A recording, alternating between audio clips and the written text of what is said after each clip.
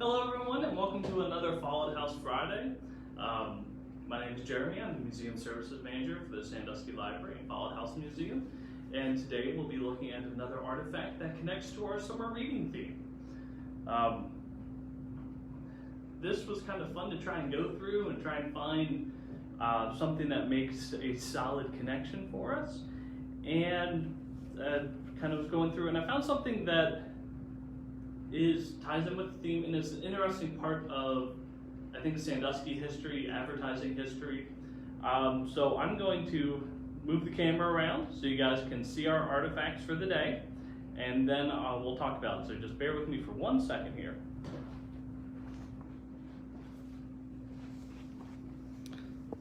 All right, there we go. There we go. All right. So, what you see before you, we have two of them. I'll show you the other one in a minute. These are children's picture books that were given out by a store in town. As you can see, this is the company name is at the bottom is EH and RM Wilcox, which was a dry goods store located on Columbus Avenue, relatively close to the State Theater area, where the State Theater is now. And these are really interesting. So these were handed out by the store to give to kids to promote the store. I think it's fascinating. So this one, and if you kind of get close, you can see there's a girl's name at the top. I believe it's Katie Gardner. I was trying to figure out the last name. Her handwriting's not real great. But you can see she colored in where it says hours. And if you go through and you open it, the first page is a whole advertisement for the store, telling them what they sell, prices, some of the things like that. And then the rest of the booklet is the story of the three little pigs. It goes through the whole story. And then on the back cover, once again, they have another advertisement for the store and another advertisement for something they sell, cloaks and shawls. And if you look closely, you can see that someone was coloring in and making little stars in the name. If you look closely at the bottom, you can see as well, they're putting stars in on the bottom, so you could tell a child did play with this. As for the year,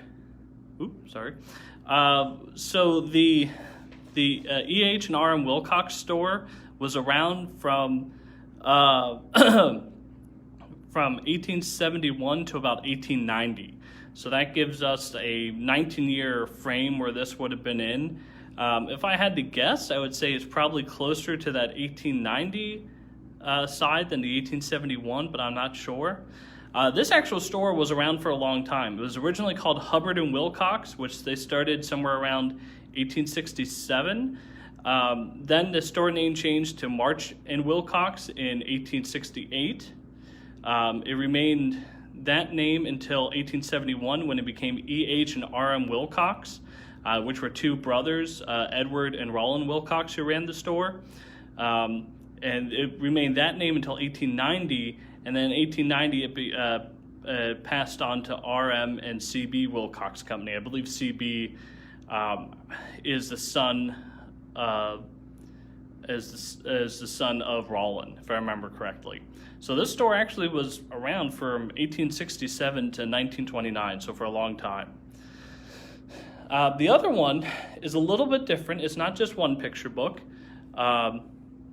So if you open it up, if I can find it. Oop, that's too many pages. Hold this for a second. Oop.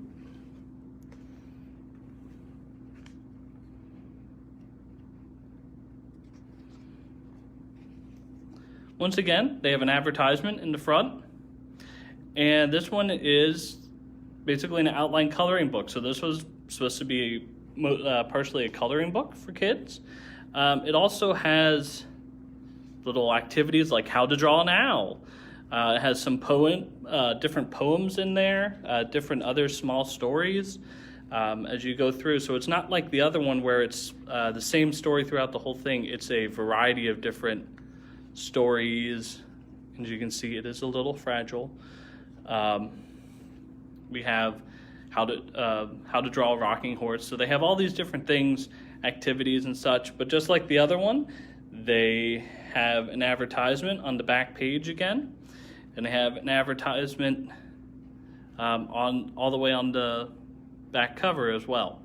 So it's really interesting that, you know, we think of promotional activities or promotional materials that people hand out today, and, you know, for kids and adults and stuff, and that goes back a long time. And it's really interesting that we have two things that were designed for kids that have survived from, you know, somewhere between 1871 and 1890, that these are still in pretty good condition. Yeah, they're a little faded in areas and things like that, and this one isn't quite held together, but this wasn't made to last.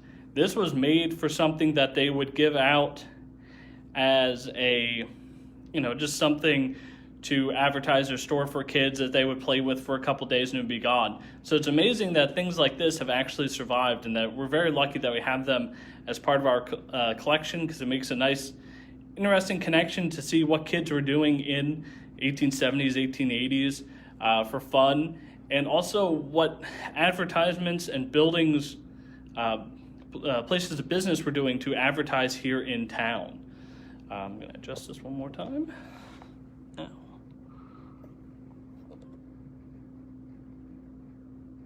Yeah, about there. That sounds good. Ooh. Sorry about the camera work.